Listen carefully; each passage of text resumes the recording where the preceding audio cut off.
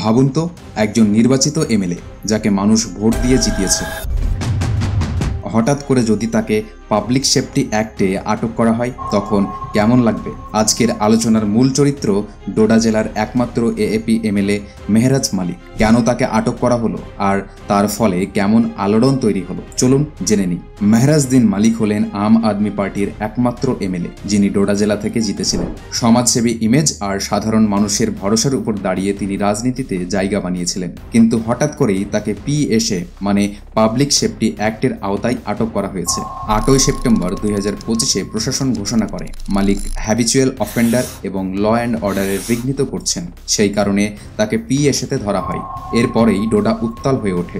মানুষ রাস্তায় নেমে প্রতিবাদ করে, পুলিশের সঙ্গে সংঘর্ষ হয়, অনেকে আটক হয়, মোবাইল ও ইন্টারনেট পরিষেবা বন্ধ করে দেওয়া হয় পুরো এলাকায়। এএপি বলছে এটা গণতন্ত্রের উপর সরাসরি আঘাত। বিরোধীরা প্রশ্ন তুলেছে, পিএসএ কি শুধুই রাজনৈতিক প্রতিদ্বন্দ্বীদের চুপ করানোর অস্ত্র হয়ে গেছে? এখানে আসল ভুক্তভোগী কারা?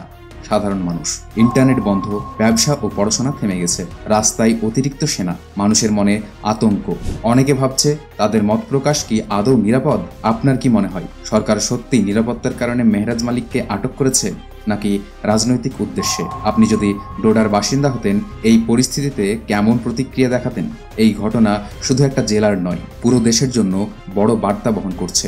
আইন কাকে সুরক্ষা দিচ্ছে আর কাকে দমন করছে, সেটা এখন সবচেয়ে বড় প্রশ্ন।